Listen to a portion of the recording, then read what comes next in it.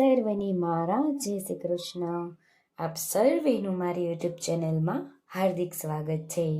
આજે સંકટ ચોથ હોય, સંકટ ચતુર્થીના દિવસે ગણેશજીની પૂજા કરવી અને દરેક સંકટો ટળે તેવી પ્રાર્થના સાથે ગણપતિ બાપાનું પૂજન અર્ચન કરી અને સંકટ ચતુર્થી વ્રતની કથા સાંભળવી.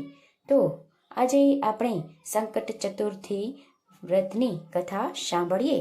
તો વિડીયોને અંત સુધી જરૂરથી જોજો.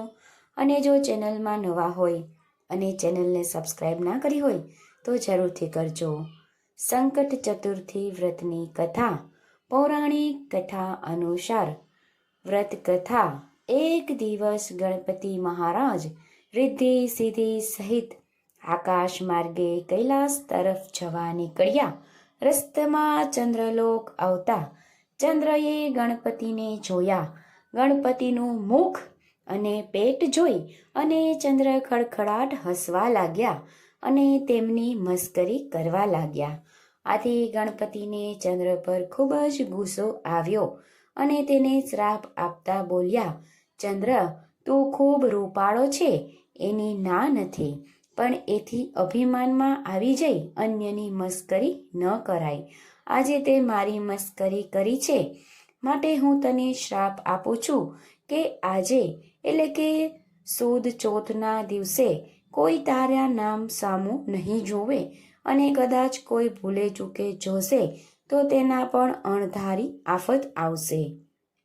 તેથી આ સાંભળી અને ચંદ્ર ધ્રુજી ઉઠ્યા. બે બીકના માર્યા કમળમાં છુપાઈ ગયા. ચારેકોર અંધકાર છવાતા હાહાકાર મચી ગયો. સ્વર્ગના દેવો બ્રહ્માજી પાસે જઈ ચંદ્રના શ્રાપનું નિવારણ પૂછવા લાગ્યા. બ્રહ્માજી બોલ્યા કે ગણપતિનો શ્રાપ કદી મિથ્યા જતો નથી, છતાં પણ હું તમને એના નિવારણનો ઉપાય બતાવું છું. સાંભળો. થોડા દિવસ પછી ભાદરવો મહિનો આવશે. એ મહિનામાં સુદ એકમથી સુદ ચોથ સુધી ચંદ્રએ કરવાનું રહેશે કે ગણપતિની કોઈ પણ ધાતુની કે પંચધાતુની મૂર્તિ બનાવી તેની સ્થાપના કરવી. પછી વિધિ વ્રતથી તેનું પૂજન કરવું. નૈવેદ્યમાં લાડુ ધરાવવા. સાંજે ગણપતિની મૂર્તિને વાજતે ગાજતે નદી કાંઠે લઈ જવી, જળમાં પધરાવી દેવી. આ દિવસે બ્રાહ્મણોને જમાડી યથાયોગ્ય દાન દક્ષિણા આપવા. તો ગણપતિ રીઝે અને ચંદ્રને શ્રાપમાંથી મુક્ત કરે. ભાદરવો મહિનો બેસતા જ ચંદ્રએ ગણપતિની સ્થાપના કરી ગણેશ ચતુર્થીનું વ્રત કર્યું. ચંદ્રએ વિધિ વ્રત પૂજા કરી અને પ્રાર્થના કરી કે ગજાનંદ, મારાથી ભૂલમાં જે કાંઈ પણ બોલાઈ ગયું હોય તે કૃપા કરી અને ભૂલી જાઓ અને ક્ષમા કરો. હવે આવી ભૂલ નહીં કરો. તમે દયાળુ છો, કૃપા કરી મને શ્રાપમાંથી મુક્ત કરો.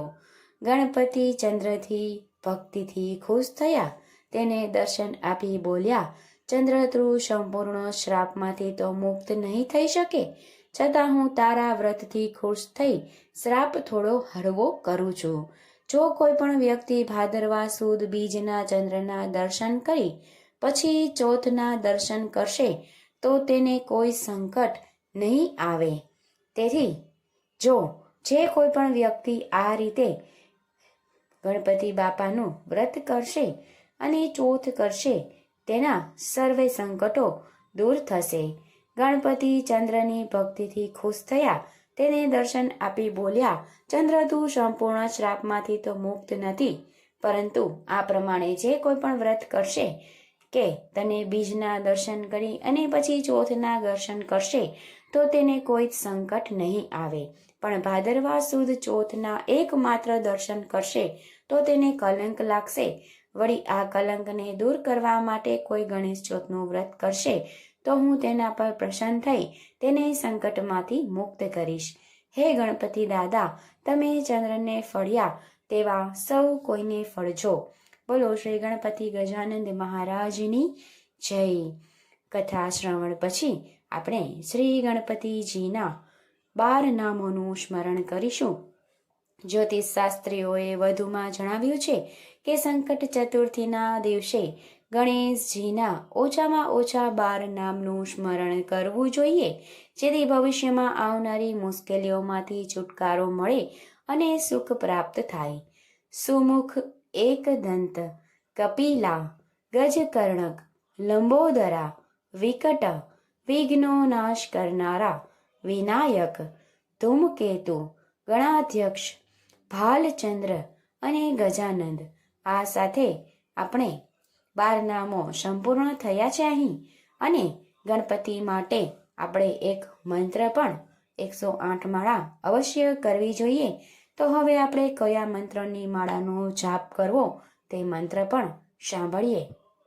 ઓમ ગણ ગણપતયે નમઃ. ઓમ ગણ ગણપતયે નમઃ. ઓમ ગણ ગણપતયે નમઃ. આ મંત્રનો એકી સંખ્યામાં જાપ કરવો જોઈએ. સાથે ગણેશ સ્તુતિ ચાલીસાનો પણ પાઠ કરવો જોઈએ.